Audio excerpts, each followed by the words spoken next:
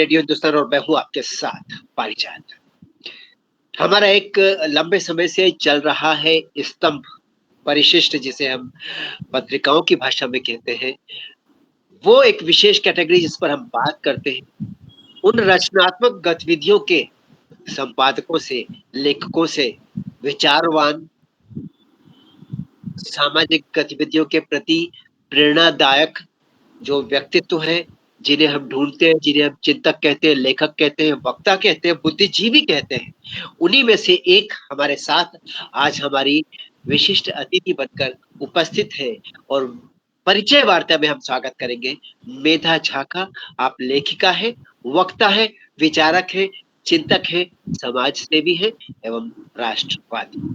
आपका स्वागत है मेधा जी, नमस्कार। बहुत-बहुत आभार आपका। मुझे खुशी है कि आपने मुझे बुलाया। बहुत धन्यवाद आपका। मैं इस अवसर का लाभ लेकर आपकी प्रशंसा करना चाहूँगा। मुझे लगता है प्रशंसा करने में कभी भी कंजूसी नहीं करना चाहिए। आपको जब-जब हमने स्मरण किया, जी, आपने बिना लाग लपेट के पहले तो स्वीकार किया, फिर समय भी तुरंत ही निकाला। ये बहुत अच्छी बात है। इससे हमें लगता है कि हम सही दिशा में आगे बढ़ रहे हैं।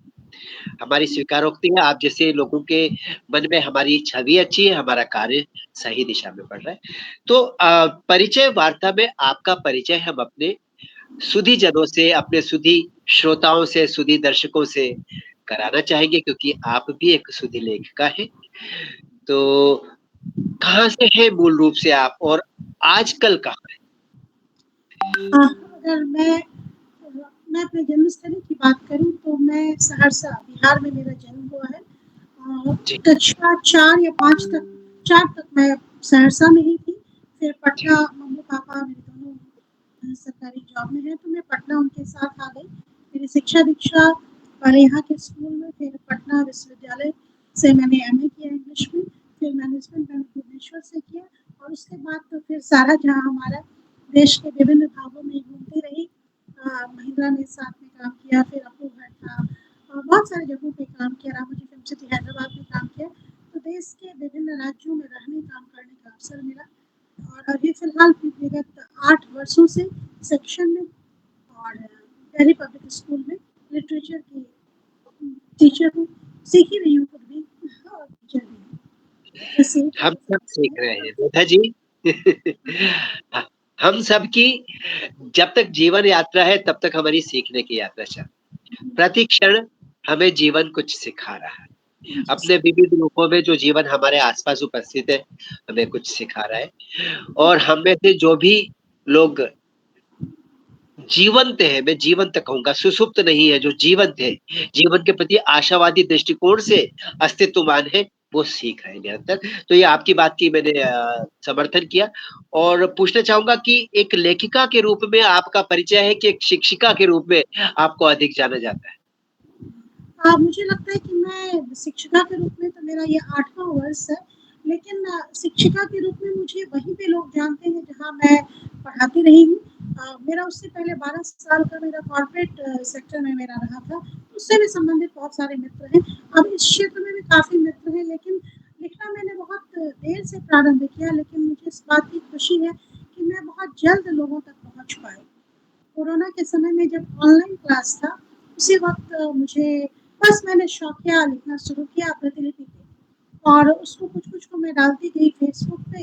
तो उसी बीच में इंडियन नेटवर्क्स से जुड़े हुए संजीव सर और ये ललित जी हैं। वो मैं भूल रही हूँ, हाँ, राष्ट्रीय उपन्यास के वो संपादक हैं। तो उन्होंने मुझे फ़ोन किया एक दिन, उन्होंने मुझे कहा कि वो मुझे एक साहित्यिक ग्रुप में जोड़ना चाहते हैं और उन्होंने मुझे वहाँ जोड़ा और फिर बस शुरुआत हो गई। उस ग्रुप में मैं बस लिखने लगी, वो लोग माँग के मुझे कहीं-कहीं छापने लगे। फिर एक दिन उन्हीं का फ़ोन आया, उन्होंने कहा कि वो मेरी किताब पब्लिश करना चाहते हैं, अगर 11 कहानियाँ मेरी उपलब्ध हैं, तो वो छापना चाहते हैं। मेरी उस वक़्त तक 6 से 7 कहानियाँ तैयार थी, लेकिन उसके वो भी मैंने बस शौकिया लिखी।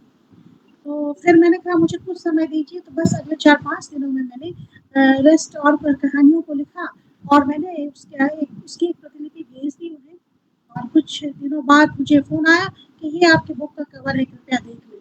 तो ये सब ऐसे हुआ मेरा लेखिका बनना स्वतः होता गया। मेरे जीवन में बहुत कुछ स्वतः हुआ और वो भी लेखिका बनना भी उसी में से एक है। हाँ, पाठिका में बहुत अच्छी रही हूँ और बचपन से मुझे लगता है दूसरे या तीसरी कक्षा की जब मैं छात्रा थी, उसी वक़्त से मैं खूब पढ़ती हूँ। पढ़ना मेरा शौक है, तो पाठिका में अच्छी हूँ, लेखिका बस बन गई। तो यहाँ पे हम आपके 4 रूप रूप देख रहे हैं, शिक्षिका के, लेखिका के, पाठिका के और एक वक्ता के। जी। तो एक वक्ता के रूप में जीवन में आपका क्या कुछ विशेष स्मरण है, कुछ ऐसे लम्हे आप हमें ऐसा शेयर करना चाहिए? एक वक्ता के रूप में आपको लगा कि आप संतुष्ट हैं अपने साथ, अपने ऊपर, अपने व्यक्तित्व। मुझे लगता है कि मुझे जब भी एक चीज़ जो कि बहुत ख़ासियतें है या नहीं है मैं नहीं जानती, लेकिन अगर कभी मुझे कुछ बोलना होता है तो मेरे में झिझक की कमी है। तो मैं बहुत आराम से माइक उठा के बोल सकती हूँ कहीं भी, कभी भी। और इस चीज़ ने मुझे लोगों के समक्ष लाने में बहुत योगदान दिया है। एक बार मुझे दूरदर्शन में भी मौका मिला, तो वहाँ पे और सारे लोग मेरे से बहुत अधिक उम्र के, बहुत अधिक स्थापित वक्ता थे, तो जो दूरदर्शन के जो निर्देशक जी थे, उन्हें लगा कि देखिए वैसे बोलना बहुत आसान सी बात होती है, बट जब लाइट कैमरा ऑन होता है, तो लोग बड़े सहम जाते हैं। और आपके साथ उषा किरण खान जी थी मेरे साथ और बड़े-बड़े लोग थे, जो कि मेरे से बहुत उम्र में थे और बहुत एक्सपीरियंस में भी बड़े थे। तो मैंने कहा नहीं मुझे कोई दिक्कत नहीं है। और जब शुरुआत हुई तो मुझे लगा कि जैसा मैंने कहा था मुझे कोई दिक्कत नहीं थी, उसकी रिकॉर्डिंग दी और मैंने देखा कि मैं भी उतनी ही सहज थी जितना सहज कोई बहुत बार आया हुआ व्यक्ति था। तो मेरे मित्रों ने भी कहा कि अरे आप तो वैसे ही बात कर रही थी जैसे आप हमारे साथ स्टाफ रूम में बैठ के बात करती हैं, आप उसी सहजता से बात कर रही हैं। मुझे लगता है और फिर हमारे यहाँ मैं जहाँ रहती हूँ फिलहाल मैं बैंगलोर में हूँ, तो वहाँ पे जो भी सालों भर कार्यक्रम होता है, तो मैंने एक दिन ऐसे ही हँसते हुए कह दिया था कि इसका एंकरिंग पार्ट मैं हूँ। और तब से अब तो मेरा 4 वर्षों से वहाँ हूँ। वहाँ पे जो भी कार्यक्रम होता है, ये माना गया है कि वो मेरा ही संचालन उसका करेगी, तो मैं ही उसका संचालन करती हूँ, तो बस ऐसा ही है। इस बात से ही आपको संचालन का कार्य दिया जाता है, इस बात से ही समझ लीजिए कि आपके अंदर कितनी अच्छी वक्तृत्व शक्ति है, ईश्वर की कृपा से। वाणी में सरस्वती विराजित है हर व्यक्ति के वाणी में, किंतु बहुत कम ऐसे भाग्यशाली होते हैं जो इसको सिद्ध कर आपने सिद्ध कर जी। बस कोशिश है बस अपनी। जी। तो जीवन में ये पहले मैं एक बात और कहूँ कि हाँ, जो आप बोलते हैं ना, उसमें सबसे अच्छा तत्व क्या है? आप जब बोलती हैं तो सबसे अच्छा तत्व है इसकी सरलता और सहजता। आप इस तरह से नहीं बोलती कि मंच पर आप एक बहुत बड़ी लेखिका के तौर पर बात कर रही हैं। आप ऐसे बोलती हैं जैसे आप एक मित्र के तौर पर बात कर रही हाँ, मैं हैं। इस अभी बहुत बड़ी लेखिका हूँ भी नहीं, मैं बस लेखिका हूँ। बड़ी या छोटी ये तो पाठक तय करते हैं, बट लिखती हूँ ये मैं जानती हूँ और मन से लिखती हूँ, हृदय से लिखती हूँ। बस यही खासियत है कि जो मन में होता है, जो लगता है सही है, कोई चीज़ उद्धृत करती है तो बस उसको लिख डालती हूँ। ठीक है, अब हम लेखिका पर तो हम बाद में आएँगे। आप एक वक्ता मेधा झा की हमने अभी बात कर ही ली है। एक शिक्षिका मेधा झा की हम थोड़ी-सी बात करते हैं कि अपने शिक्षण के कार्य से आप कितनी संतुष्ट हैं? आपके हृदय को तोष मिलता है, प्रसन्नता मिलती है, जब आप बच्चों को पढ़ाती हैं, बच्चे छोटे हों या बड़े, आपको बदले में एक आनंद की अनुभूति होती है। मुझे लगता है कि शिक्षिका के रूप में मैं अपने आप को पसंद करती हूँ। क्योंकि मुझे लगता है बहुत कि आज के समय में ये वाक्य सुन के मुझे बहुत दुःख होता है, कितनी बार लोग कहते हैं, "अरे और कुछ कर सकते तो क्या इसी प्रोफ़ेशन में आते?" मैंने बहुतों के मुँह से ये लाइन सुना है। मैं इस वजह से नहीं आई हूँ, 12 साल तक देश के विभिन्न भागों में, विभिन्न बहुत अच्छे गणमान्य कंपनियों में मैंने अच्छा काम किया है। उसके बाद हाँ, आने की वजह ये ज़रूर रही कि मेरी बिटिया का जन्म हुआ था, मैं वो छोटी थी तो मैं इस प्रोफ़ेशन में आई। लेकिन मुझे बहुत अच्छा लगता है पढ़ा के और ख़ासकर लिटरेचर मेरा पैशन है। तो जब मैं पढ़ा रही होती हूँ, तो मैं आनंद अनुभव करती हूँ पढ़ाते वक़्त। जब मैं किड्स शैली वर्ड्सवर्थ के बारे में बात करती हूँ, तो वाह! मैं जितना मुझे मज़ा आ रहा होता है, मैं वास्तव में उस वो काम नहीं कर रही होती हूँ, मैं उसमें आनंद लेती हूँ। और मैंने इसका प्रतिफल भी देखा है कि जब आते हैं पेरेंट्स बहुत सारे मिलने, मुझे नहीं मालूम था, मुझे लगता था कि हाँ, मैं आनंद लेती हूँ, मैं बच्चों को खूब शामिल करती हूँ जब मैं पढ़ाती हूँ, तो उनसे पूछती हूँ आपने क्या सोचा? आप अगर होते तो क्या लिखते? तो मैं इस तरह से उनको भी उसमें हमेशा मिला के चलती हूँ। मेरा क्लास हमेशा आपको बहुत एक्टिव क्लास मिलेगा। सारे बच्चे भाग लेते हैं, जो क्लास का सबसे शांत बच्चा है, वो भी अपनी बात ज़रूर रखता है और मैं उसको मौका देती हूँ कि अगर आप ये लिखते तो कैसा लिखते? आप घूमने गए तो आपको क्या अच्छा लगा? उसके बारे में 2 लाइन बताइए।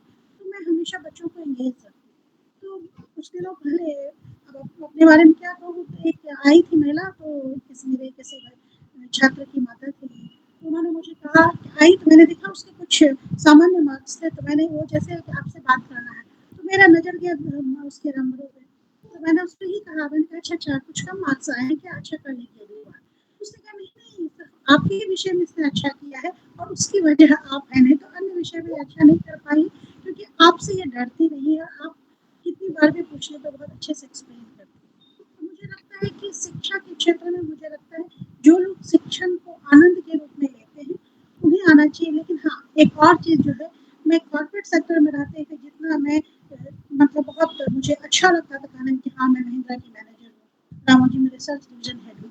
मैं उतने शान से ये बात नहीं कर पाती हूँ कि मैं डीपीएस में 9th 10th 11th को पढ़ाती हुई, मतलब कि इन क्लासों को एक सीनियर क्लास को पढ़ाती हुई शिक्षिका उस गौरव की अनुभूति में नहीं कर पाती हूँ।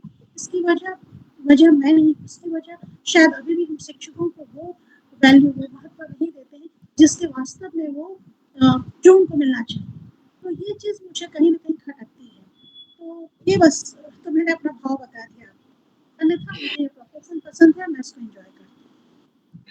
एक शिक्षक के रूप में आप सफल हैं, मुझे आपकी बात से लग रहा है। इसलिए भी सफल है, तथ्य और तर्क और प्रमाण मैं ये दे रहा हूँ कि आपके पास वक्तृत्व शक्ति है, सरलता से, सहजता से बात करना आपको आता है। लेकिन क्लासरूम में आप एक शिक्षिका के रूप में बच्चों को कीट्स, शैली, वर्ड्सवर्थ, बायरन, शेक्सपियर पढ़ाती हैं या फिर एक मित्र के तौर पर समझाती हैं? मुझे लगता है कि मैं इस उम्र में मेरे बच्चे, जो मेरे क्लास के जो छात्र-छात्राएँ होते हैं, वो उस उम्र के होते हैं जिन्हें आप बहुत बच्चे की तरह ट्रीट नहीं कर सकते। उनसे मित्रवत व्यवहार ही सहज और सही है, क्योंकि उनकी एक सोच विकसित हो चुकी होती है। उनको आप डपट के नहीं समझा सकते। उनको जब भी समझाना हो, आप एक मित्र बन के उनके उनकी मनस्थिति तक जाके, कितनी बार वो मेरी बात को साफ काट देते हैं और मैं हमेशा कहती हूँ कि ये नहीं है कि मैंने जो कहा वही सही है। आप भी उतने ही सही हो सकते हैं या बहुत मुझसे अधिक सही हो सकते हैं। आप जिस युग के बच्चे हैं, इन्फॉर्मेशन सब जगह है। मेरा सिर्फ़ मेरा एक टीचर के रूप में मेरा सिर्फ़ योगदान ये है कि मैं आपको जानने को प्रेरित करूँ और साथ में ही आपकी जिज्ञासा को जगाऊँ। जानने के लिए पूरा विश्व है, ऐसा नहीं कि मैं गुरुजी हो गई और मैं सबको जानती हूँ, नहीं। मैं बहुत कम जानती हूँ, दुनिया में ज्ञान भरा पड़ा है। मैं आपको सीखने की तरफ प्रेरित अगर कर पाऊँ तो ये मेरे लिए काफ़ी है और मैं यही करने की कोशिश करती हूँ। कितनी बार बच्चे बहुत सारे ऐसे प्रश्न लाते हैं जिसका उत्तर वास्तव में हमें भी नहीं मालूम होता है, तो मैं आराम से बात करती हूँ। इस बारे में हम या तो कल बात करेंगे और मैं भी इसके बारे में रिसर्च करती हूँ, आप भी करें और कल इसके बारे में हम डिस्कस करेंगे। क्योंकि आज के बच्चे हमारे समय के बच्चे नहीं कि उनके पास सिर्फ किताबें हैं, उनके पास पूरा विश्व खुला है, उनके पास जानने सोचने के लिए बहुत सारी चीज़ें हैं और आपको बहुत टैक्टफुली उनको हैंडल करना होगा। विद्या ददाति विनयम, विनयात याति पात्रताम, पात्रत्वात् धनमाप्नोति, धनात् धर्मः ततः सुखम। आप सुखी हैं, क्योंकि आप विद्या आपके पास जो है उसके साथ आपको विनय की प्राप्ति भी हुई और वो विनय आपके शब्दों में अभी मैंने सुना। जब आप अपने बच्चों से कहते हैं कि ये मत मान के चलो कि जो मैंने समझाया है वही सही है, तुम्हें अपने विवेक पर तौलकर जो समझ में आ रहा है उस पर भी विश्वास कर सकते हो। दुनिया बहुत बड़ी है। बहुत अच्छा आपने कहा, बहुत ज्ञान है और आप कहती हैं मुझे कोई ज्ञान नहीं। बहुत अच्छा, ये विनयशील आपकी जो सोच है बहुत अच्छी है। ये हो गई शिक्षिका मेधा झा, इसके पहले वक्ता मेधा झा से बात की। लेखिका मेधा झा से मिलने से पहले हम पाठिका मेधा झा से बात करना चाहेंगे। आप कितने वर्षों से पढ़ रही है नॉवेल्स और साहित्य और इस तरह की, मतलब पढ़ने लायक पुस्तकें? कितने वर्षों से आपकी ये साधना पढ़ने की चल रही है? मैं जब कक्षा 6 में थी, तब मेरी मम्मी सीपीओ हैं, उनका सिलेक्शन हुआ था और वो ट्रेनिंग में गई थी और 3 महीने के लिए मैं अपने गाँव मुरादपुर में थी, जिसकी मेरी दादी के पास। तो उस वक़्त 3 महीने के लिए मैं थी और अपनी किताबों के अलावा मेरे पास पूरा, आज के समय में बहुत कुछ है, उस वक़्त कुछ नहीं होता था इतना। मैं और मेरी छोटी बहन थी। मुझे लगता है अगल-बगल के घरों में जितनी भी पत्रिकाएँ, नवनीत, कादम्बरी, सरिता और भी जिस तरह की अच्छी या बुरी जो भी पत्रिकाएँ होती धर्मियों थी, धर्मयुग हर साहित्य साप्ताहिक हिंदुस्तान का। हिंदुस्तान से लेके हर तरह की जी। जो भी पत्रिकाएँ उपलब्ध होंगी, जो भी उपन्यास उपलब्ध होंगे, वो सारी मैं क्लास 3 में पढ़ गई थी। तो वो क्योंकि मुझे मन नहीं लगता था। फिर जब मैं मुझे याद है कि जब मैं कक्षा 5 में थी, तो मैं मैं अपने कॉलेज स्कूल की लाइब्रेरी से मैं आनंद मठ लेके आई थी, आनंद मठ पढ़ रही थी। तो आनंद ओह! मठ बंकिम बंकिम चंद्र चंद्र आनंद चटर्जी मठ। 5th क्लास में और 6th क्लास के एग्ज़ाम में आया था मेरी प्रिय पुस्तक। उस वक़्त सब लोग रामायण के बारे में ही लिखते नज़र आते थे, मेरी प्रिय पुस्तक टीचर भी वही डिक्टेट करती थी और वही याद करके बच्चे लिखते थे। तो मैंने मेरी प्रिय पुस्तक में आनंद मठ के बारे में लिखा था और अपने जो सॉलिड विचार थे वही लिखे थे। मुझे याद है कि मेरी शिक्षिका ने मुझे बुलाया था, उसने कहा क्योंकि मेरे पापा बहुत साहित्य में उनकी बहुत बड़ी पकड़ है और बहुत विद्वान व्यक्ति हैं और मम्मी भी उतना ही पढ़ती है। तो मुझे बुला के मेरी टीचर ने पूछा था कि पापा ने लिखवा दिया था ये निबंध क्या? तो मैंने कहा नहीं मैम मैंने खुद से लिखा है एग्ज़ाम में। उन्हें विश्वास ही नहीं हुआ कि ये मैंने खुद लिखा है कि आनंद मठ को मैंने पढ़ा भी है और उसमें मैंने निबंध लिख भी दिया है। तो वही समझ लीजिए आप क्लास 5th से और नाना के यहाँ मेरे नाना श्री जगदीश्वर झा सहरसा कॉलेज के प्रिंसिपल थे, तो उनके यहाँ किताबें भरी रहती थी। तो विमल मित्र, रांगेय राघव इन सबको पढ़ने का सिलसिला 5th 6th क्लास से ही शुरू हो गया था। तो मुझे लगता है क्लास 10 तक में मैंने जितनी किताबें पढ़ डाली, उसके बाद के जीवन में उतना नहीं पढ़ा। फिर मैं पटना बाद में फिर पटना आ गई थी क्लास 5th के बाद में। नाना के पास जाती थी, वहाँ से किताब लाती थी, पढ़ती रहती थी। फिर पटना कॉलेज में जब एडमिशन लिया तो खरीदी कौड़ियों की मोल।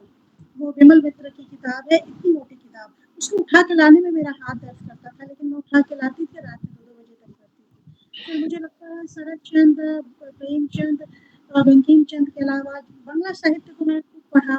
फिर विश्व साहित्य में भी मुझे लगता है गोडके जैसे इवान तुर्गनेव से लेके जो भी हैं इन सबको मैंने पढ़ डाला। तो पढ़ना मेरा ऐसा शौक था कि कहीं किसी को जाते वक़्त पहले आदत होती थी, जाते थे कोई तो हाथ में मुट्ठी में पैसे दे जाते थे। घर में कोई आए बड़े मिल जाए तो मैं दौड़ती थी और किताब लेके आती थी। तो पढ़ने का शौक मेरा इसीलिए मैं पाठिका के रूप में मेरे पास बहुत बृहत मेरा अनुभव है। और उस वक़्त मुझे हमेशा लगता है कि अगर उस समय मैंने लिखना प्रारंभ किया होता, तो शायद मैं बहुत कुछ आज से क्योंकि अभी मेरे में उतना डेप्थ नहीं है। मुझे लगता है उस वक़्त मैं जितना अधिक पढ़ती थी, अब नहीं पढ़ती हूँ। उस वक़्त मेरे पास जानकारी भी ज़्यादा थी, मेरी भाषा भी ज़्यादा अच्छी होगी और मेरे पास नॉलेज भी ज़्यादा था। तो अभी शायद हाँ, वो सब अंदर में कहीं है, मनुष्य के रूप में वो संचित है, लेकिन बहुत कुछ शायद मैं भूल भी गई होंगी। तो ये सारी बातें मैं 15, 16, 17 साल पुरानी बता रही हूँ। वो सब संचित है आपके चेतन अवचेतन मन मस्तिष्क में और समय-समय पर वो अपने होने का प्रमाण आपको देता रहता है जब आप लिखती हैं। हाँ, आपने रांगे राघव की बात हाँ, कही। रांगे राघव का मुर्दों का टीला सार्वकालिक महान इतिहास में सार्वकालिक महान साहित्य था वो। हाँ, हाँ, मुर्दों का जी। टीला रांगे राघव। विमल मित्र की आपने बात की, बंकिम चंद्र की आनंद मठ कपाल कुंडला, कोई शक नहीं। उसके अलावा प्रसाद की आप बात कर सकते हैं, जयशंकर प्रसाद। मैं छायावाद अभी की एक और बहुत बड़ी हस्ती है निराला जी, जी। हाँ, उसी पे और आना चाह मैं भूल गई कहना कविताओं के बारे में, कविताओं को पढ़ना मेरा शौक रहा है और मुझे जी, लगता है कि मैं बचपन में किताबें आती थी और मैं कविताओं को याद कर जाती थी। तुषार, निराला, फिर रामधारी पंत सिंह दिनकर, पंत ये सब मेरे महादेवी वर्मा ये सब मेरे बहुत प्रिय कवि रहे महादेव। हैं। तो इनको मैं खूब पढ़ती रही हूँ और मुझे नहीं जब जब मैंने कोरोना समय में मैंने जस्ट 4 साल पहले लिखना प्रारंभ किया, तो जब मैंने लिखा मैं तो कहानियाँ भी लिखने से मैंने शुरुआत की। तो एक दिन एक एक ग्रुप में ही फ़ोन आया कि कल आप कृपया अपनी 4 कविताएँ भेज दें। अब मुश्किल ये है कि मैंने जीवन में कोई कविता लिखी नहीं थी और क्योंकि वो कन्फर्म थे कि उन्होंने ये कविता लिखती हैं। तो मैंने कहा जी कब तक भेजना है? बोले 2 घंटे में आप 4 कविताएँ भेज दें। तो मैं बैठी मैंने 1, 2, 3, 4 4 कविताएँ लिख के और ग्रुप में पोस्ट कर दिया। उस ग्रुप में प्रेमचंद मुखिया जी और सब बड़े-बड़े लोग अरे उसमें गज़ब! समीक्षा होने लगी। तो अब मैं 1 मिनट के लिए हतप्रभ हो गई कि अरे! ये 5 मिनट में तो मैंने अपनी माँ को फ़ोन किया मैंने कहा कि मम्मी ये कविताओं को भेजा था, तो देखो ना बड़े-बड़े लोग का भी उसपे कमेंट कुछ-कुछ आ रहा है। तो मम्मी ने पढ़ा और मेरी मम्मी ने कहा कि मेरी मम्मी भी उतनी ही विदुषी है और बहुत पढ़ने में तो वो एक नॉवेल उठाएँगी तो खत्म करके ही छोड़ेंगी और हमारे यहाँ स्तरीय नॉवेल ही आता है। तो उन्होंने वो कहा बहुत मुझे कहा कि नहीं-नहीं तुम तो कहानी से ज़्यादा अच्छा कविता लिखती हो। तो जब माँ ने कह दिया तो मुझे लगा कि ये तो सर्टिफ़ाइड हो गया। अगर क्योंकि मेरी मम्मी ऐसे ही तारीफ़ नहीं करती। जब तक वो कन्फर्म नहीं हो सच में तब तक आप कहीं किसी भी चीज़ में आप उनसे वैसे ही नहीं करवा सकते हाँ, हाँ, बड़ा अच्छा है, नहीं कहते। कहा कि तुम कविताएँ अच्छा लिखती हो।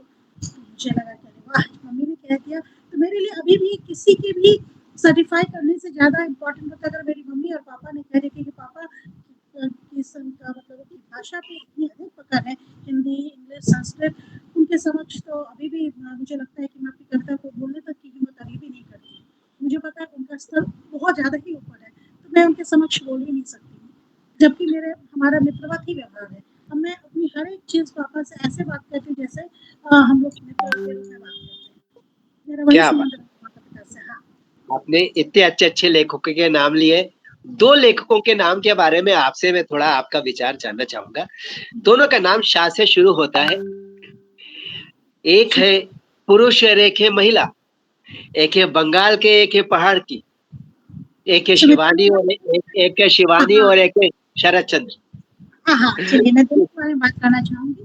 पूछिए आप प्रश्न आप पूछिए। वही प्रश्न ये है कि इन पर आपका क्या विचार है? आपने इन्हें पढ़ा तो क्या कहती हैं?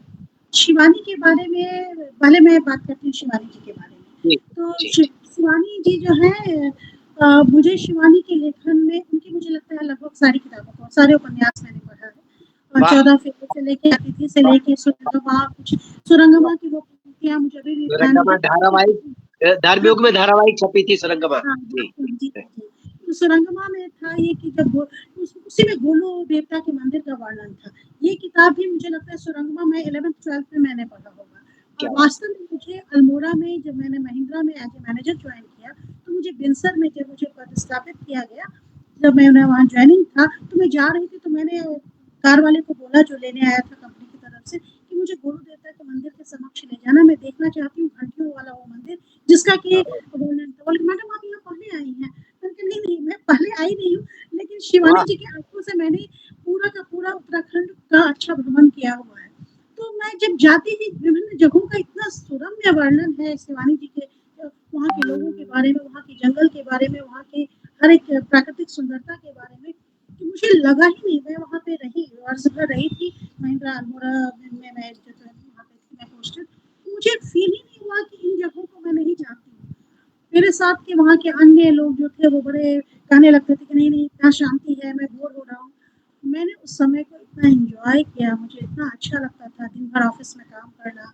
मॉर्निंग में हिमालय की गोद में चाय पीती थी, अपना लिप्टन की चाय को डब्बा मँगवा के रखती थी। बिल्कुल कोने में है वो जहाँ पे रिज़ॉर्ट है, तो वो मेरी वो चाय लिप्टन का एक डब्बा भी मुझे चल जाता था 1 महीना। वो भी अल्मोड़ा से मुझे मँगवाना पड़ता था जो कि वहाँ से 50 किलोमीटर दूर था। लेकिन मैं उसे बड़ा एन्जॉय करती थी कि बस हिमालय में जो चहचहाती और बिनसर की एक और ख़ासियत है कि विश्व में के कुछ जगह जहाँ पे मैक्सिमम पक्षी पाए जाते हैं, उसमें से वो है। तो इतनी सुंदर हिमालय की चोटियों के बीच में जिसकी आप वैकेशन में कल्पना करते हैं, मैं उसको साल भर उसको मैंने वहाँ एन्जॉय किया। तो ये रहा शिवानी जी को तो मैं उनके लेखन मुझे बहुत अच्छा लगा। लेकिन ये शुरुआती दौर है। शिवानी जी का बाद जब सब किताबों को आप पढ़ते हैं तो एक एक ख़ास पॉइंट पे आके आपको लगता है कि सब में लगभग एक ही तरह की बात है। उनकी स्त्रियाँ अच्छी हैं। मुझे लगता है शायद उन्होंने अब जब मैं पहाड़ की स्त्रियों को जानती हूँ तो मुझे फ़ील होता है कि वास्तव में उतनी दबंग और उतनी स्ट्रॉन्ग शरीर से होते हुए भी मानसिक रूप से वो नहीं है। कुछ इनकी कुछ-कुछ लेकिन इन्होंने उनको थोड़ा-सा स्ट्रॉन्ग दिखाने की कोशिश की है। लेकिन अगर हम शरत चंद्र की बात करें, उनकी महिलाएँ बहुत स्ट्रॉन्ग हैं, चाहे वो चरित्रहीन की महिला हो, सावित्री सावित्री हाँ, सतीश और सावित्री या श्रीकांत में जो हीरोइन है वो अपने पति को बढ़वा ले जाती है, वो उसका करती है। मतलब आप जिस भी शरतचंद्र की तो मैं बुरी तरह से फैन हूँ। तो उनकी महिलाएँ जितनी सशक्त हैं, मछली दीदी को पढ़िए, किसी भी किताब को उठा के पढ़िए, उनकी परिणीता को पढ़िए, उसकी महिलाएँ शांत है लेकिन अदम्य आत्मविश्वास से भरी हुई और बहुत ही मजबूत महिलाएँ हैं। तो इसकी वजह भी है, बंगाल के बारे में कहा जाता है कि जो इंडिया कल सोचेगा वो बंगाल आज सोचता है। तो बंगाल के होने की वजह से शरत चंद्र जी का दिमाग बहुत ही विकसित था। एक तरफ शिवानी जी खुद शांति निकेतन की प्रोडक्ट थी, लेकिन उन्होंने शायद बहुत अच्छे से पहाड़ को देखा था। इनकी लड़कियाँ सुंदर बहुत थी, वो भी कोशिश होती थी खड़ी होने की, होती नहीं थी। आप वो किताब पढ़िएगा शमशान चंपा, लास्ट में वो बेचारी वैसे ही रह जाती है।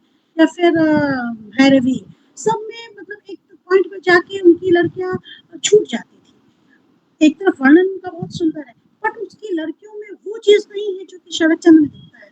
शरत चंद्र की स्त्रियाँ वो अपने उस जबकि बंगाली स्त्रियों पे बहुत दबाव था, लेकिन हर एक विद्रोह की शुरुआत ही बंगाल से हुई, चाहे वो सती प्रथा का उन्मूलन हो, विधवा विवाह हो, सब कुछ। और उसमें शरद चंद्र जैसे लेखकों का बहुत बड़ा प्रभाव है। बस इतना ही कह सकती हूँ।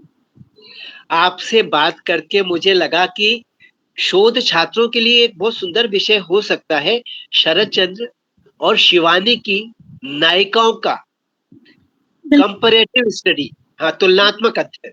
और बिल्कुल। दोनों के शरद हो, शरद चंद्र हो, शरद बाबू हो या शिवानी हो, दोनों की लेखन के केंद्र में नायिकाएँ ही होती थी, जी, नायक जी। नहीं। चरित्रहीन, परित्यक्ता, छोटी बहू या इनकी इधर बात कर ली जाए सुरंगमा, एक सुंदर से शब्द सुरंगमा से याद आया जो आपने बोला, जो परसों के बाद मैंने किसी के मुँह से सुना, सुरम्य। सुरम्य सुरम्य। शब्द हमारी भाषा के शब्द खोते जा रहे हैं। आपने सुरम्य शब्द बोला तो बहुत धन्यवाद, ये फिर से मुझे, अब मैं इसको प्रयास करूँगा कि अपनी भाषा में प्रतिदिन अस्तित्वमान कर सकूँ इसे। भाषा की बात करते हैं, सुरम्य शब्द से सुरंगमा से जुड़ता है शिवानी की तरफ। शिवानी की भाषा में हिंदी का इतना सुंदर रूप अस्तित्वमान है वो कि उसकी प्रशंसा में क्या कहें। बिल्कुल, बिल्कुल, बिल्कुल। चरित्र चित्रण बहुत सुंदर है, प्रकृति चित्रण बहुत सुंदर है, स्थिति परिस्थिति का चित्रण, जिस तरह लाजवाब। से शरद बाबू के मनोभावों का चित्रण, शरद बाबू मनोभावों का चित्रण जितना सुंदर करते थे। और इन दोनों में ही ये कहेंगे कि बहुत अच्छी प्रतिद्वंद्विता है, अगर हम लोग इनका तुलनात्मक अध्ययन करें, बहुत स्तरीय, आकाश को छूती हुई। 2-4 और अच्छे लेखक हैं, द्रोणवीर कोहली, नरेंद्र कोहली, और इन सब के कहना चाहिए कि भीष्म पितामह आचार्य चतुरसेन। वाह! पढ़ा। जी, जी, आचार्य चतुर्सेन जी, जी, बिल्कुल, वयम रक्षामा अगर आपने पढ़ी हो, उसके बाद ही उनकी आँखें चली गई थी। जी। तो इतने महान लेखक को सोना और खून हो, गोली हो, बहुत सारे उनके, भूमि पर वैशाली की नगर कालो बधू। पर ये जी, भी जी। मेरा पढ़ा हुआ है। जी, तो हिंदी सीखनी है तो शिवानी और चतुर्सेन को पढ़िए। आप बिल्कुल, हिंदी बिल्कुल। इतनी अच्छी सीख जाएँगे कि जो सुरम्य भावों की अनुभूति, सुरम्य शब्दों का संप्रेषण आपको मिल जी, पाएगा उनसे। तो अब मुझे समझ में आया, आपके लेखन में आपके पाठन का वर्षों का अनुभव, स्मृतियाँ, ज्ञान संचित है और उसी का संप्रेषण है। बहुत अच्छा। तो आप लिख कर के संतोष पाती हैं, आपको लिखने के बाद लगता है कि आहा! ज़िंदगी बहुत सुंदर है, जीवन बहुत सुंदर है। मैं आज संतुष्ट हूँ, आज मैं अस्तित्वमान इस दुनिया में हूँ, आज मुझे लग रहा है मेरा होना सार्थक है। ऐसा लगता है कभी आपको लिखने के बाद? बिल्कुल ऐसा ही लगता है मुझे। मैं अगर बहुत खुश हूँ तो मैं लिखती हूँ, मैं बहुत दुखी हूँ तो मैं लिखती हूँ, मैं बहुत परेशान होती हूँ तो मैं लिखती हूँ, मैं बहुत आह्लादित होती हूँ तो मैं लिखती हूँ। लिखना मेरे लिए मंज़िल तक पहुँचने जैसा है। मतलब लिख के मुझे लगता है ठीक है, अब ये अगर मैं बहुत परेशान हूँ और अगर मैंने लिख डाला, तो मैं उसके बाद मैं खुश हो जाती हूँ, मेरी परेशानी खत्म हो जाती है। मेरी मानसिक मतलब मुझे पता होता है कि मुझे अब इससे मैं निकलने का रास्ता ढूँढ लूँगी। मैं जब बहुत खुश होती हूँ, मेरी इच्छा होती है मैं लिख डालती हूँ। तो लिखना मेरे लिए खुद से जुड़ने जैसा है। मुझे इतनी खुशी मिलती है लिख के, मेरी सारी परेशानियाँ एक तरफ, अगर मैं जिस वक़्त लिख लेती हूँ, मैं जब तक नहीं लिखती हूँ, मैं बहुत बेचैन फ़ील करती हूँ। अगर मैं परेशान हूँ और मैंने लिख डाला, तो मेरी आधी मतलब समझिए 80% परेशानी का निदान तो मुझे उसी वक़्त मिल जाता है। उसके बाद आपकी हाँ, हाँ, बोलिए, बोलिए। तो मुझे लगता है कि उसके बाद मैं अपने आप मेरे लिए लिखना अपने आप को तैयार करने जैसा है कि हाँ, अब जैसे हम कहीं निकलने से पहले अपने आप बाल संवारते हैं, ड्रेस पहन के तैयार होते हैं कि चलिए मैं तैयार हूँ, मेरे लिए लिखना कुछ ऐसा ही है। आपके कितने बच्चे हैं? मेरी एक बेटी है 9 वर्ष की, उसका क्या नाम रखा है? आयशानी प्रज्ञा। फिर से कहेंगी? आयशानी प्रज्ञा। क्या अर्थ हुआ आयशानी, इसका? हाँ, आयशानी दुर्गा का नाम है और प्रज्ञा मेधा से ऊपर की स्थिति प्रज्ञा। प्रज्ञा तो ख़ैर हाँ, प्रज्ञा में था। हाँ, जी, जी, जी, जी। आयशानी बहुत सुंदर। आयशानी इसीलिए मैंने पूछा, इसीलिए मैंने कहा आपके लेखन और पठन का आपके जीवन पर क्या प्रसंग है, उसकी प्रासंगिकता कितनी है? हमारे बच्चों के नामों में हमारे साहित्य के प्रति रुचि झलकती है। तो जो आपने नाम रखा ख़ैर दुर्गा, तो बहुत अच्छा। तो आप आध्यात्मिक भी हैं मेधा? आध्यात्मिक मुझे लगता है कि मैं हृदय से ईश्वर में बहुत विश्वास करती हूँ। बहुत पूजा-पाठ मैं नहीं करती हूँ लेकिन ईश्वर में तो विश्वास है ही, अदम्य विश्वास है मेरे। अच्छा, तो नियम से पूजा-पाठ करने का समय नहीं निकाल पाते, हृदय में से बैठ के हृदय पूजा-पाठ नहीं करती हूँ, लेकिन मैं नमः शिवाय का जप करती हूँ जब भी मेरा मन अशांत होता है और मन से स्मरण करती हूँ भगवान को, मेरा यही रहा है। तो शांति मिलती है जब आप ये पंचाक्षरी मंत्र ओम नमः शिवाय करती?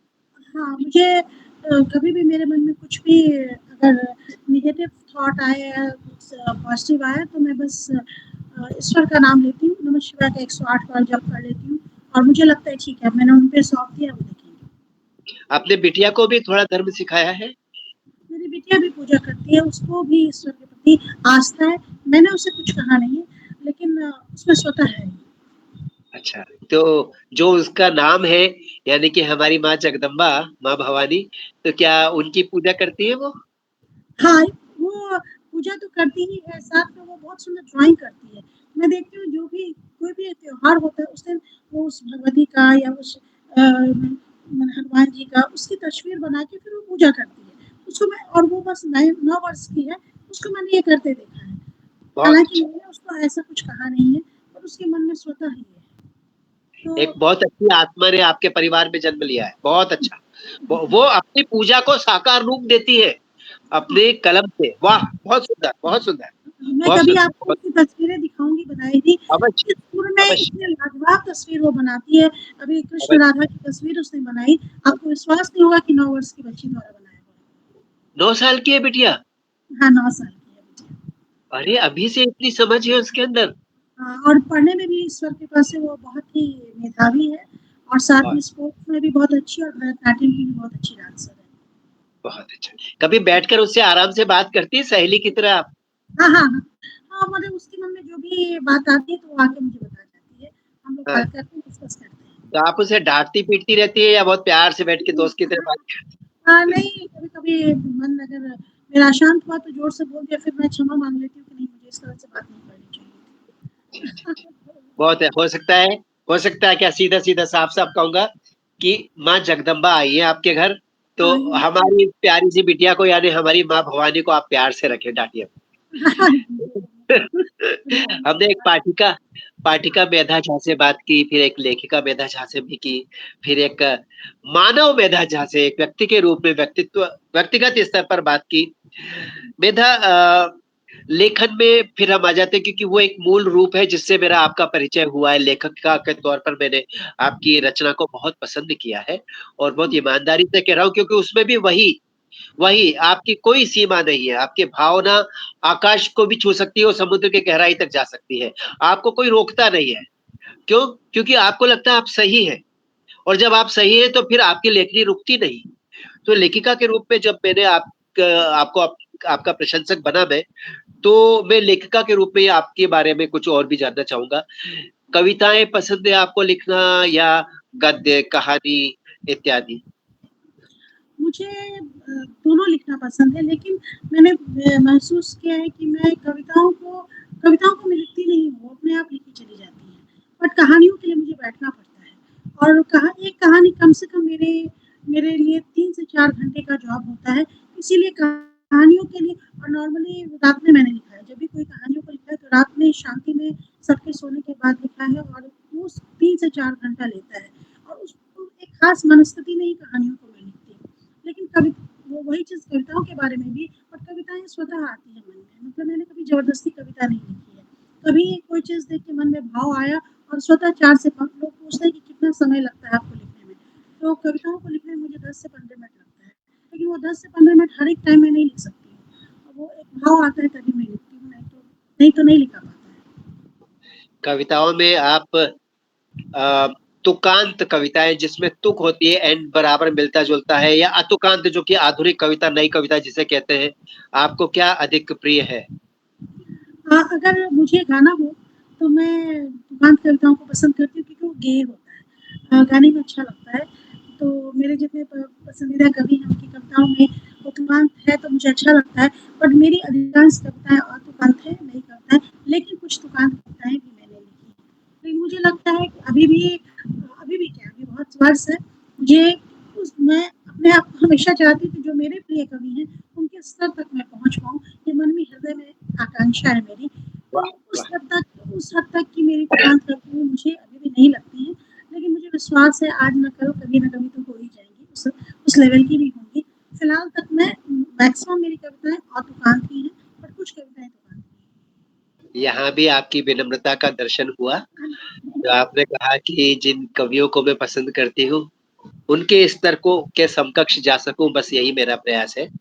तो कोई ऐसी कविता है जो आपने धुन बनाई हो, जिसको गाया हो, जो अच्छा लगता हो, हम सुनना चाहेंगे अगर ऐसा है तो? वो मेरी कविता आप कह रहे हैं कि मेरे प्रिय कवि की कविता?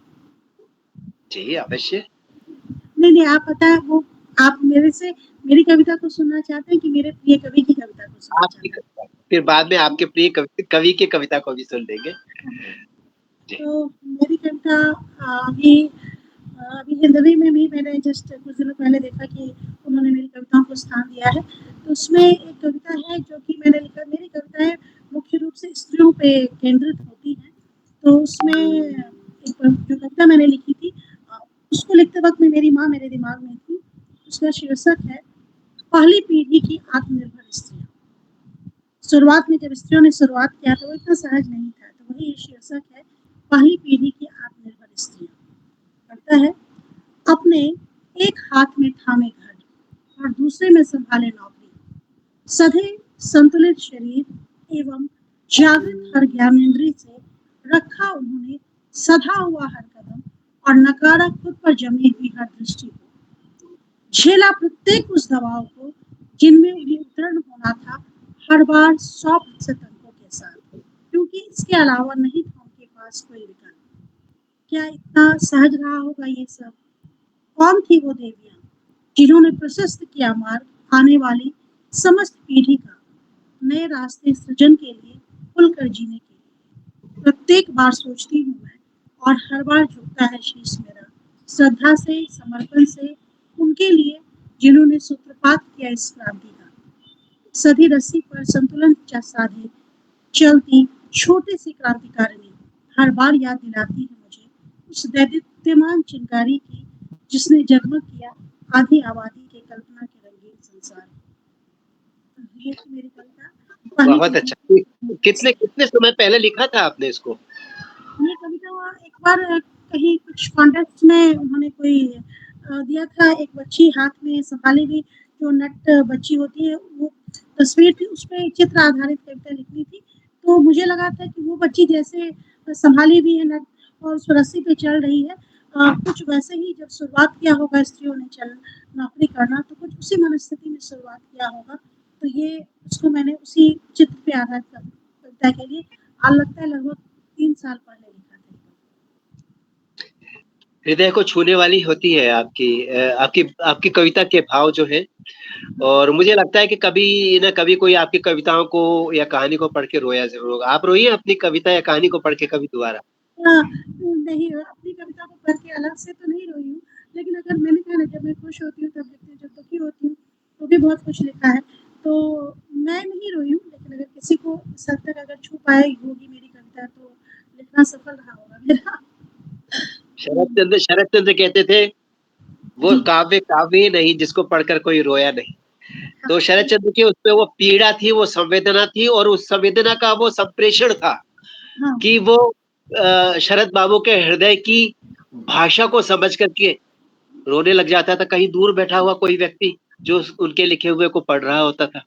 हाँ, तो साहित्य कमाल का सम्मोहन है। इसे मैं कहूँगा बहुत दैवीय है और हमें एक दूसरी दुनिया में ले जाता है। जी। लिखने वाले हाथ अगर सशक्त हो और पढ़ने वाली समझ अगर सशक्त हो, ये दोनों का बहुत सुंदर मिलान चाहिए।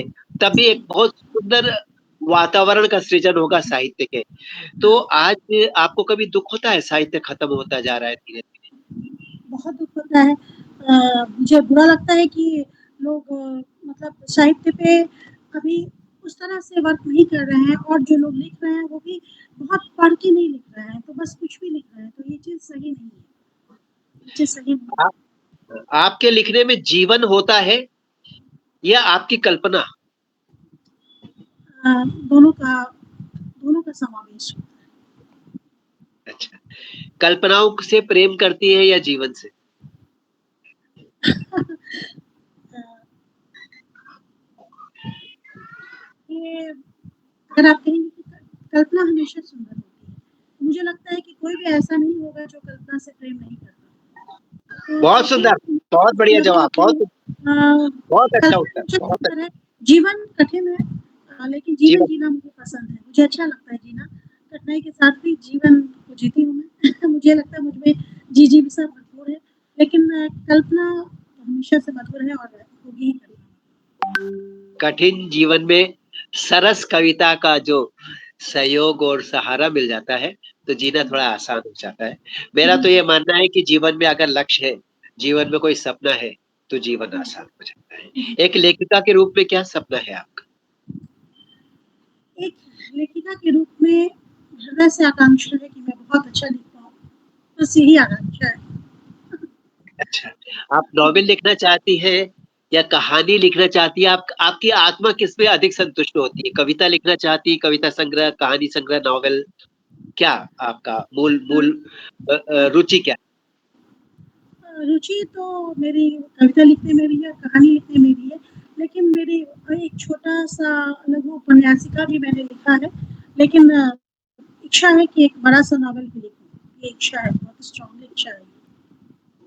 अपने जीवन पर लिखना चाहेंगे कभी आत्मकथा आप?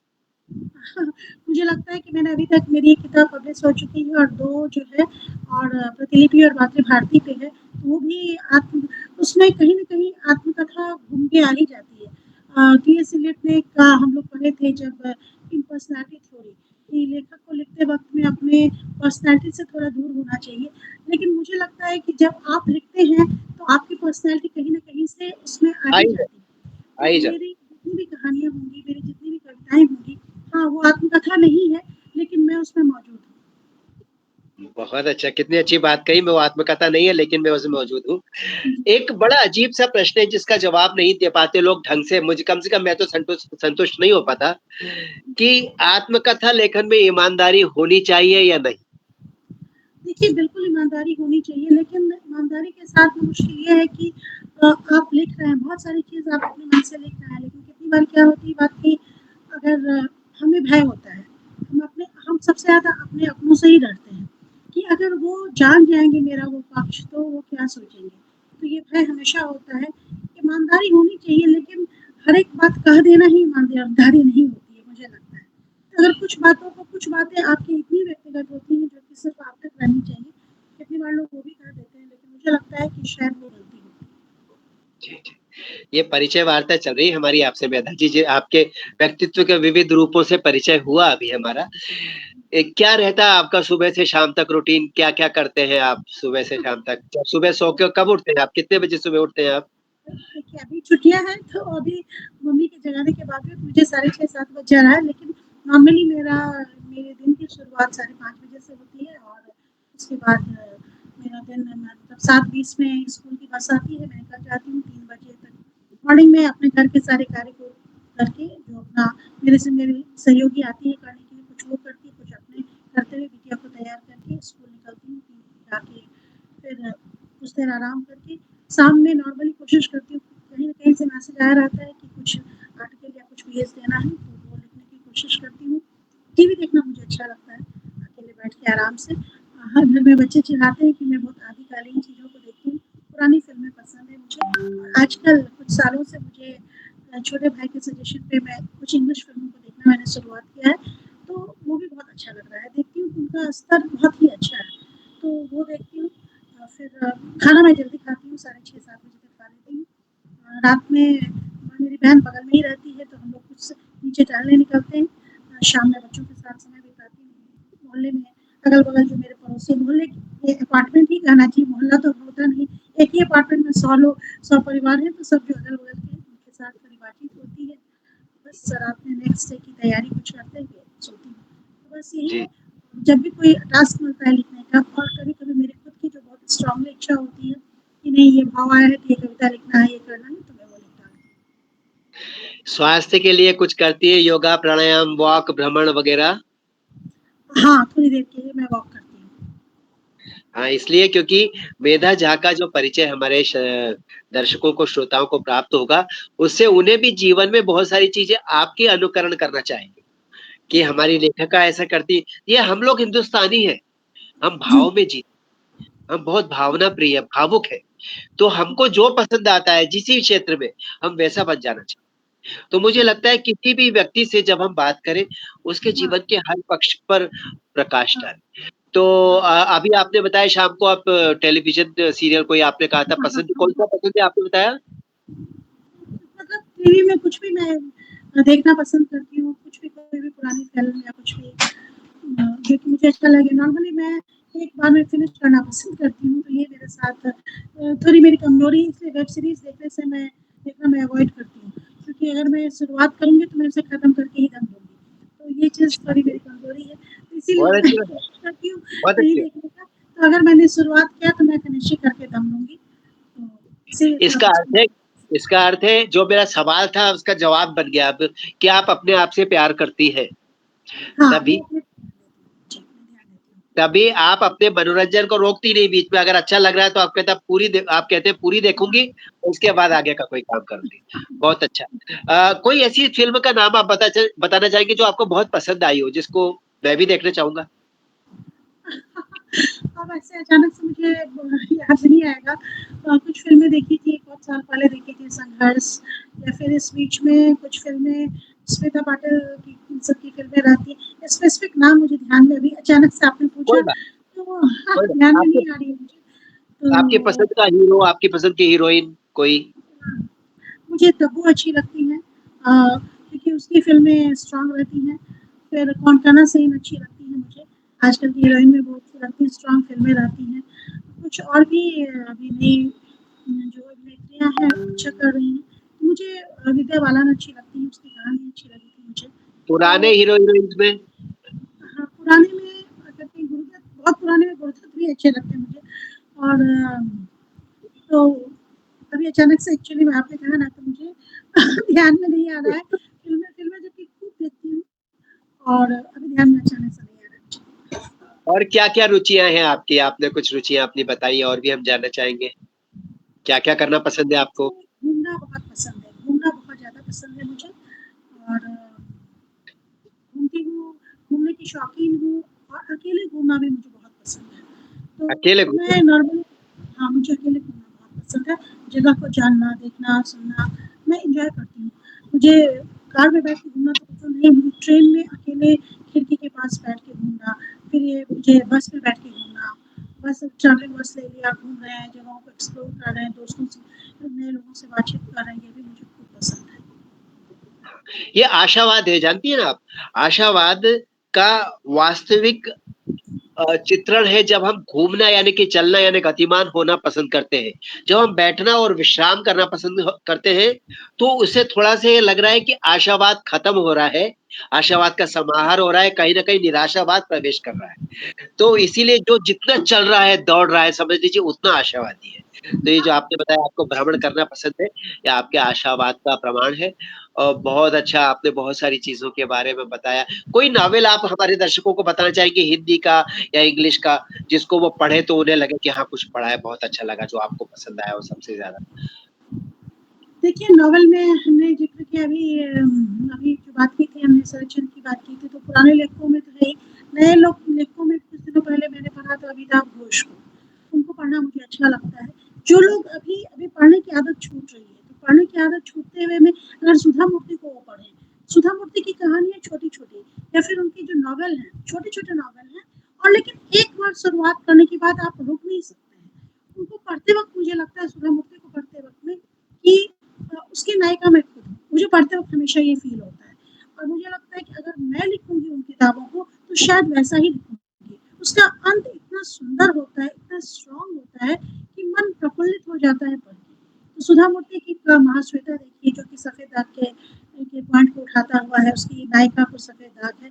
बहुत सुंदर, बहुत विदुषी लगती है लेकिन उस वज़ह से उसका जीवन बड़ा डिस्टर्ब हो जाता है या फिर उसकी और भी डॉलर बहू तो मतलब डॉलर के चक्कर में जो एक लड़की मतलब जो खूब पैसा लेके आई हुई लड़की है उसको पूरा वो वैल्यू मिल रहा है उसी घर में एक दूसरी बहू है जो कि इग्नोर्ड है लेकिन फाइनली पता चलता है कि एक बहुत बड़ा सुंदर मनोवैज्ञानिक ढंग से वो लिखती है उनकी कहानियों को भी अगर पढ़ें तो मुझे उनका लिखना भी लेखन भी बहुत पसंद है अमिताभ घोष की मैंने बात की ही और फिर पुराने राइटर्स में तो मैक्सिमम तो मैं पुराने राइटर्स फिर मेरी अमृता प्रीतम को पढ़ना मुझे रसीदी टिकट को पढ़ के लगता है मुझे कितनी बार अचंभित करता है रसीदी टिकट। मुझे लगता है अमृता प्रीतम आज से इतने सालों पहले जिस तरह के का उनका लेखन रहा है, बहुत सारे लोग बहुत उनके बारे में सहजता से नहीं बोलते हैं, उनके बारे में अलग नेगेटिविटी फैलाने की कोशिश कुछ लोगों ने की है। बट जिस तरह की मजबूत उनके लोग आजकल स्त्रीवादी शब्द को बहुत नेगेटिव टर्म में लेते हैं। मुझे लगता है स्त्रीवादी का मतलब ये नहीं है कि सिर्फ नॉर्मल स्त्रीवादी को दिखाते हुए मैंने एक बार किसी के पोस्ट पे कमेंट भी किया था कि जीन्स टॉप पहनी हुई हाथ में सिगरेट ली हुई और उसको स्त्रीवादी दिखा रहे हैं। ये बड़ा गलत सा कॉन्सेप्ट है। स्त्रीवादी होने का मतलब है इक्वालिटी की बात करना, मन कि स्त्री को मनुष्य के रूप में स्थापित करने की कोशिश करना, और ये चीज़ आपको अमृता प्रीतम की किताबों में मिलेगी। बहुत स्ट्रांगली लिखती है और बहुत ही अच्छा लिखती है। तो भारत की पहली भारत की पहली ज्ञात विद्रोहिणी साहित्यकार थी हमारी अमृता प्रीतम, जिनके चरित्र पर, जिनकी सोच पर बहुत विचार और विवाद हो सकता है। तो हम कभी अवश्य इस पर बात करेंगे कि हो सकता है मैं भी उनके विचारों से बहुत सहमत ना हूँ, लेकिन एक विद्रोही के स्तर पर, एक भारतीय विद्रोहिणी के स्तर पर मैं उनका समर्थन इसलिए करता हूँ कि उन्होंने दबना नहीं चाहा। उन्होंने दबने को समर्थन नहीं दिया। उन्होंने कहा ठीक है, जिसको आप गलत कहते हैं वो मुझे पसंद है और मेरे लिए वो गलत नहीं है। जस्ट बिकॉज़ ये आपके लिए गलत है तो मेरे लिए गलत होगा, ज़रूरी नहीं है। बहुत अच्छी बात है। तो दैट वे अदरवाइज़ कुछ चीज़ें हैं जिन पर मैं थोड़ा-सा उनसे सहमत नहीं हूँ। वो हम फिर कभी बात करेंगे। आपकी कोई आजकल बुक चल रही है, कोई नॉवेल चल रहा है जो जल्दी आगे आने वाले दिनों में प्रकाशित होने वाला है? सर मैं एक अपनी कविता की किताब पे वर्क कर रही हूँ। मेरी एक किताब तो ऑलरेडी आ चुकी है, कहानी संग्रह जो है, और एक प्रेम ऐसा भी है और अन्य कहानियाँ ये ऑलरेडी आ चुकी है। इसके अलावा एक जो नॉवेला है मैंने कहा था उपन्यासिका है जो कि प्रतिलिपि पे है, तुम न जाने किस जहाँ में, वो एक रोमांटिक नॉवेल है, वो प्रतिलिपि और मातृभारती पे है, और जिसके कि करीब प्रतिलिपि पे 1.5 लाख से अधिक जिसके रीडर्स और प्रशंसक हैं, और मातृभारती पे भी करीब 2 लाख के करीब उसके रीडर्स हैं। तो करीब 3.5 लाख लोगों ने उसे पढ़ा और प्रशंसित किया है तुम न जाने को। और साथ में एक मेरी कविता संग्रह जो है मेरा, अभी मैं उस पे वर्क कर रही हूँ, मुझे लगता है अगले 3-4 महीनों में वो पब्लिकेशन तक पहुँच जाएगा। तो उस पे बस वर्क कर रही हूँ। इंटरव्यू वगैरह आप सब आ चुकी हैं। हाँ। आपकी परिभाषा में उपन्यास और उपन्यासिका में क्या फ़र्क है, नॉवेल और नोवेला में? देखिए उपन्यास जो होता है, उपन्यास का फलक विस्तृत होता है। समझ गया। उसमें हाँ, वो बहुत बड़ा फलक का होता है, उसमें बहुत ये उसका मतलब बहुत उसका प्रारूप, उसमें बहुत सारे लोग होते हैं, बहुत बड़ा फलक होता है। वहीं पे उपन्यासिका जो है छोटा चीज़ समझ छोटा गया। उसका हाँ। छोटा रूप, नोवेला छोटा। जी, जी, जी, बहुत अच्छा। तो प्रेम कहानियाँ हैं ज़्यादातर, आपके प्रेम को आपने केंद्र बिंदु बनाया अपने लेखन का। जी, प्रेम तो जीवन में ही मौजूद है सब तरफ, तो प्रेम तो होता ही विद्रोह है। विद्रोह को क्यों नहीं बनाया? विद्रोह प्रेम के साथ विद्रोह स्वतः आता है। क्या बात कही है! प्रेम के साथ विद्रोह स्वतः आता है, क्यों? क्योंकि प्रेम परिधियों में बंधना नहीं पसंद करता, इसलिए। बहुत सुंदर। हम आपके लिए भविष्य की समस्त शुभकामनाएँ हृदय से देना चाहेंगे आपको, और एक प्रशंसा फिर करने का अवसर हम पुनः प्राप्त करना चाहेंगे कि आप बहुत सरल हैं। जैसा आप बोलती हैं, जैसा आप सोचती हैं, वैसे ही आप लिखती भी हैं, और इसलिए आप एक आपका ईमानदार व्यक्तित्व आपकी कलम में शब्द बनकर सुंदर रूप प्राप्त करता है। इसलिए लोग आपकी लिखे हुए को, आपके लेखन को पसंद करते हैं। तो आप धन्यवाद। ईश्वर करे बहुत ऊपर तक जाएँ। एक दिन मैं भी आपकी किताब पर हस्ताक्षर करवाने आपके पास आऊँगा। मैं कहूँगा बहुत जी, बहुत अच्छा लगा आपसे बात करके, और मैं आपको अलग-अलग विषयों पर आगे आमंत्रित करना चाहूँगा जिसकी आपने मुझे अनुमति दे दी है। तो जी, उसके लिए भी आपको बहुत धन्यवाद। आपने बहुत समय दिया हमें, अच्छा लगा। जी, थैंक यू। Thank you. नमस्कार, नमस्कार।